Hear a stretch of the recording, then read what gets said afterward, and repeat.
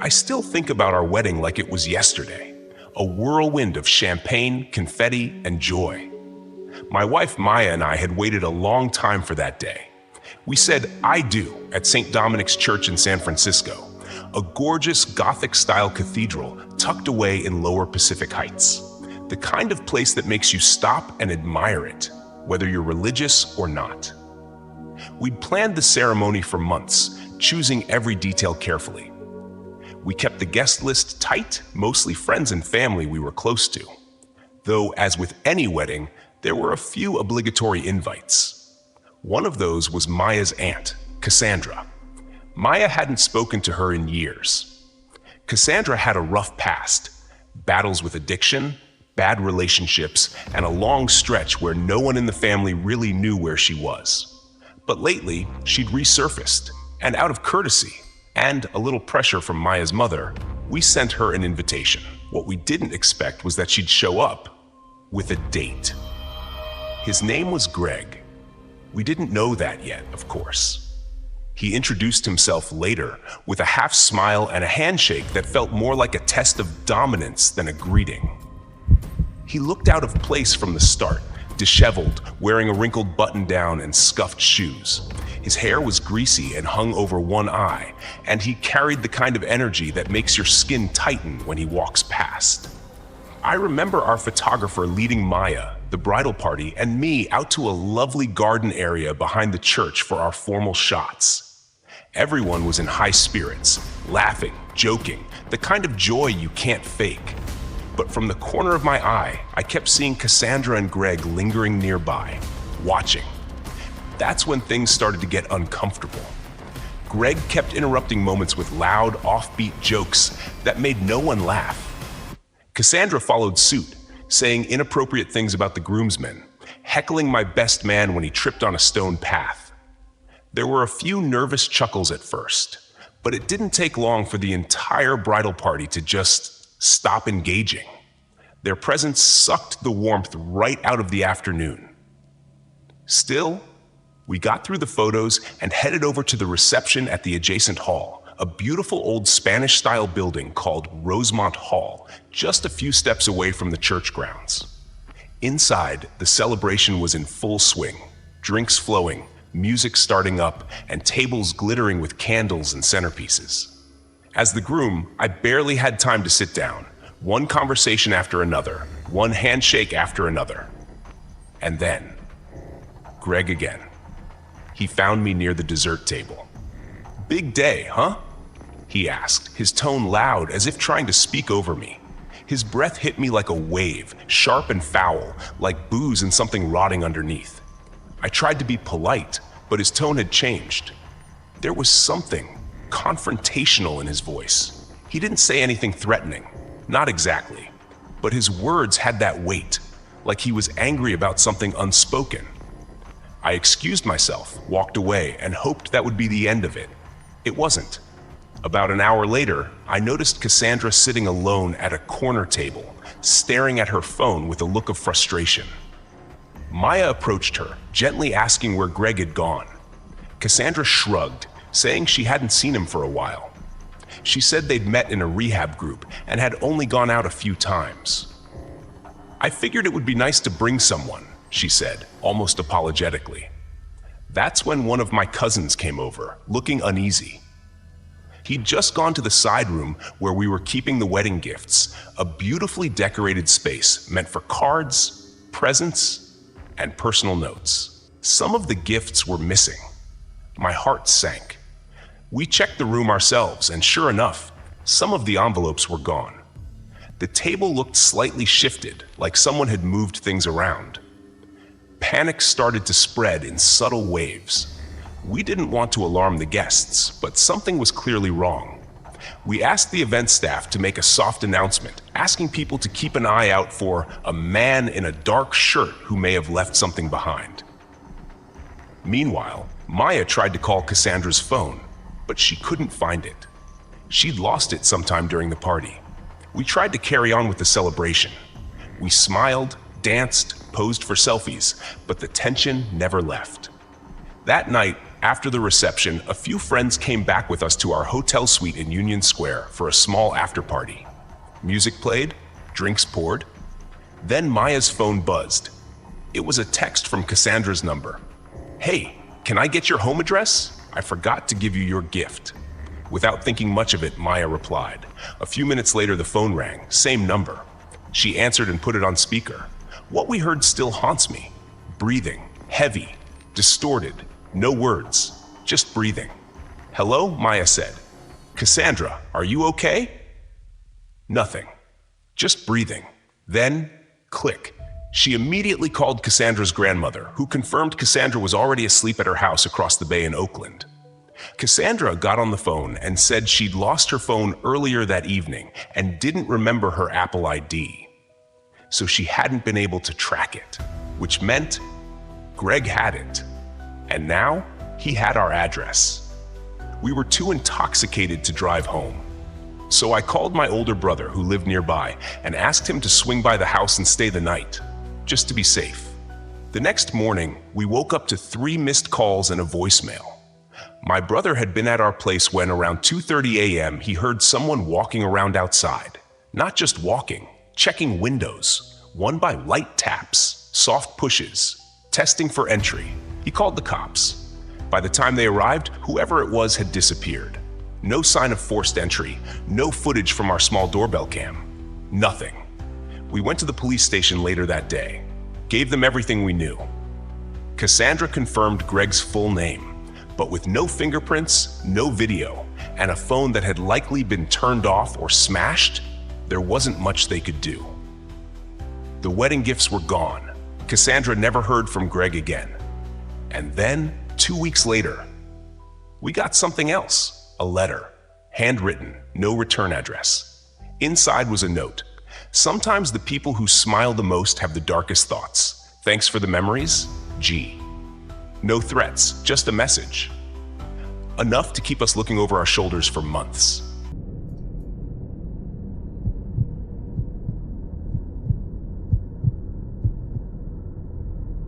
Our wedding in Key West was meant to be small, intimate, and uncomplicated. Just the ocean, a soft breeze, 70 of our closest friends and family, and the person I was going to spend the rest of my life with, Vanessa. We'd rented out a beachside property for the ceremony, complete with palm trees, string lights, and a live acoustic guitarist. Everything felt right. The way she walked down the sand aisle barefoot, the way the sun hit her shoulders, the way our guests clapped after we kissed, it was everything we'd dreamed. But some dreams come with shadows. Vanessa had invited more people than I did, including someone that made me a little uneasy, Derek, her ex-boyfriend from college. They had remained close friends, and I had always done my best to respect that. She'd been transparent about it from the start, and I tried not to let it bother me, even though deep down it did. Derek came alone, wore a crisp suit, gave me a firm handshake, and even complimented my vows. On the surface, he was charming, kind, but I couldn't help but notice how often his eyes drifted toward Vanessa during the reception. How he always seemed to be close by, waiting for his chance to talk to her. The way he watched her, it wasn't friendly. It was nostalgic and longing. Still, I played the good husband, smiled, thanked him for coming. When the night ended, I figured that would be the last I saw of him. I was wrong. The next afternoon, after we returned to our new home on the edge of town, a few people who'd missed the ceremony stopped by to drop off gifts and say hello. Among them, surprisingly, was Derek. He showed up with a small gift bag and a bottle of wine. Vanessa looked surprised, but didn't seem uncomfortable. I kept things cordial. Inside the bag was an envelope with a wedding card and a small teddy bear, about a foot tall, holding a red heart. On the heart were our initials, L+V. "It's handmade," Derek said. "Got it from a craft shop on Duval Street. Figured it was cute." I'll admit, it was thoughtful. Slightly awkward coming from an ex, but thoughtful. We offered him a beer. He stayed for one, chatted a bit, then politely excused himself. Before he left, he gave Vanessa a hug that lingered a second too long. Later that evening, Vanessa put the bear on top of our dresser, beside some of the other gifts. We settled into our first night home as husband and wife, laughing, recounting the ceremony, and slowly letting the post-wedding adrenaline wear off. That's when I first noticed it. A soft, mechanical buzz. Barely audible, but persistent. "Do you hear that?" I asked. Vanessa paused. "Probably your phone vibrating." I checked. My phone was silent. Her phone was in the living room charging. The sound stopped. We shrugged it off, but I couldn't stop thinking about it. The way the bear was positioned, facing our bed, arms extended forward as if watching us. That night, as we lay in bed, I brought up Derek. "He still has feelings for you," I said. "You know that, right?" Vanessa sighed. "Logan, we've been over this. We're just friends. He came to our wedding. He was polite." "He brought you a teddy bear with our initials on it." "That's weird now?" "I don't know," I said. "It just doesn't sit right with me." She rolled away, muttering something about how I was overthinking everything. Maybe I was, but I couldn't shake the feeling. Around 2 a.m., I heard it again. That same buzz. I sat up, heart beating fast. I looked at the nightstand. No phone. I looked at the window. Closed. Then I looked at the bear. It was still. Innocent. Harmless. But something inside me said, "Check it." I got up, went to the kitchen, and came back with a small knife. Vanessa groaned when she saw me picking up the bear. "Seriously? What are you doing?" "Just humor me." I turned the bear over and cut a small slit along the back seam. Inside was a square black box, neatly wired. I pulled it out, and my stomach dropped. A tiny camera lens pointed out from the inside of the bear's eye, a microphone wired into the left ear, and at the base, a Bluetooth transceiver, blinking red. Vanessa gasped. "Oh my God." We called the police that night. The bear was taken as evidence. After a search warrant and a quick tech analysis, it was confirmed. The camera had been streaming live video to a connected device, possibly a phone or laptop within 100 feet. The feed wasn't recorded locally, but it had been broadcast, and there was only one person we could reasonably trace it to. Derek. The police paid him a visit. He denied everything, of course. Said he bought the bear from a small gift shop and had no idea anything was inside. But the store confirmed they sold plain bears with no electronics. The modifications had been done after the fact. We filed a lawsuit for invasion of privacy. During the investigation, they found evidence that Derek had searched for DIY spy cam tutorials and had even bought the equipment online using his own credit card. In court, the judge sided with us. Derek was ordered to pay $155,000 each in damages and was issued a permanent restraining order. You'd think that would be the end of it. But about a month after the trial, while doing some cleanup on her laptop, Vanessa noticed something strange. A program she didn't recognize. Something hidden deep in her applications folder. She had it scanned. Turned out to be a keylogger, a program that records everything typed on a keyboard. We don't know how long it had been there or what it had captured. Emails? Passwords? Messages? We turned the laptop over to investigators, but it was never proven who installed it or when. The timing? Too close to ignore. Vanessa cried that night, not just out of fear, but out of violation. This was someone she trusted. Someone who had smiled at her across a crowded reception and handed her a gift. And behind that smile was something else entirely.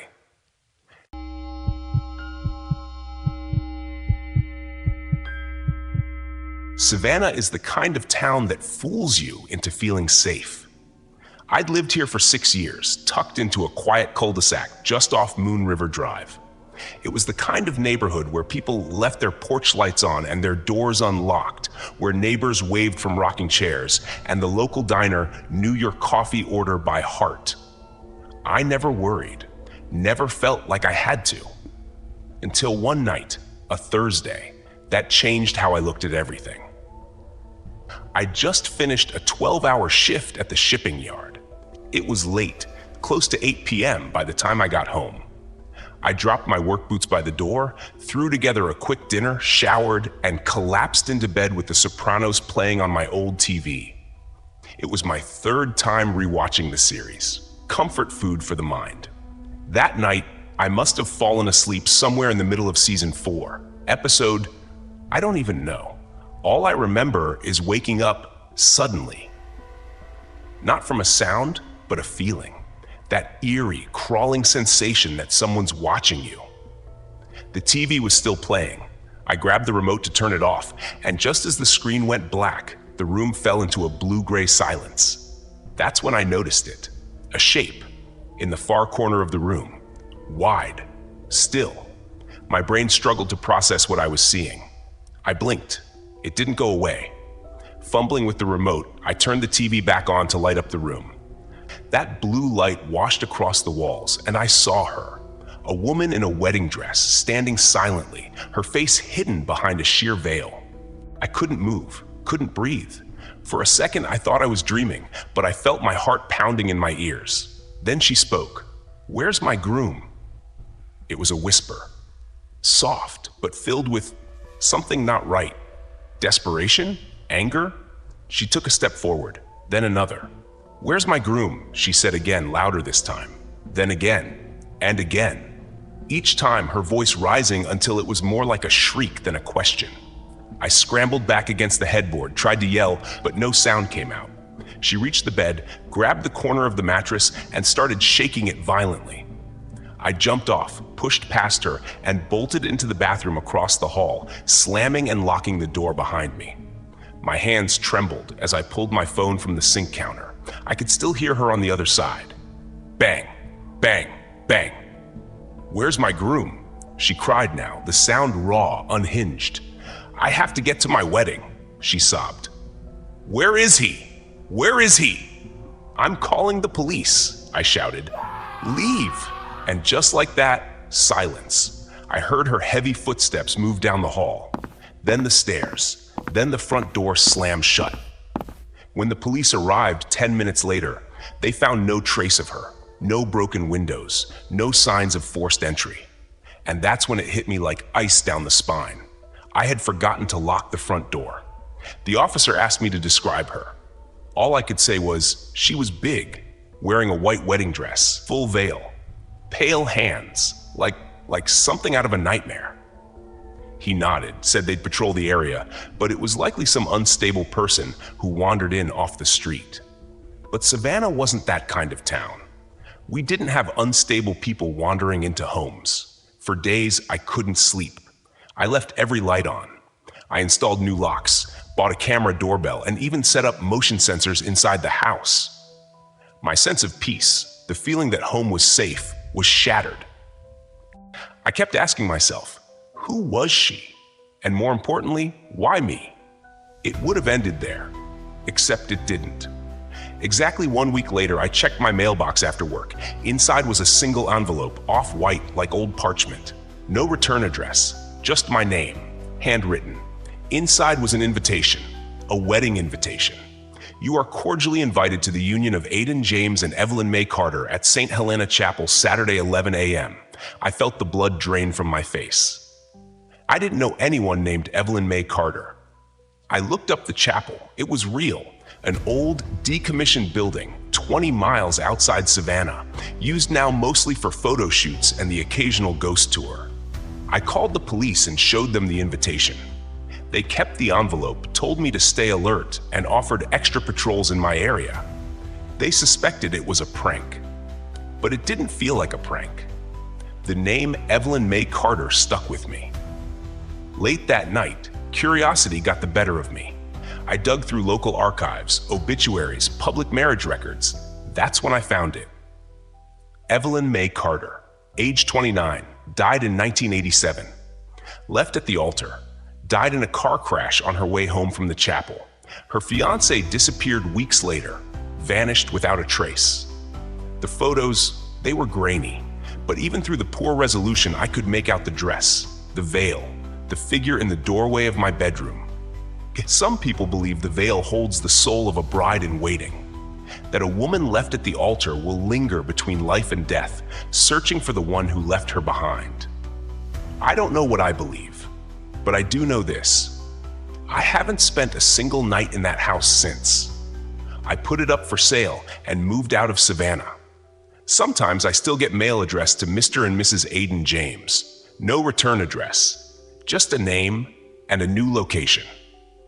Across these 3 haunting stories, we witnessed how moments meant to celebrate love, weddings, homecomings, new beginnings, can be shadowed by obsession, betrayal, and the terrifying unknown. Ethan and Maya's joy was disrupted by a stranger with dark intentions. Logan and Vanessa had their privacy violated by someone from the past who couldn't let go.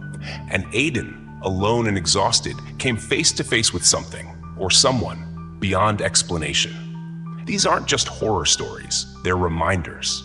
The lesson? Always listen to your instincts. Trust is earned, not assumed. Protect your boundaries, emotionally, digitally, even physically. In an age of oversharing and blurred lines, vigilance isn't paranoia, it's survival. And if these stories made you feel something, fear, empathy, reflection, or all 3, hit that subscribe button and give us a like.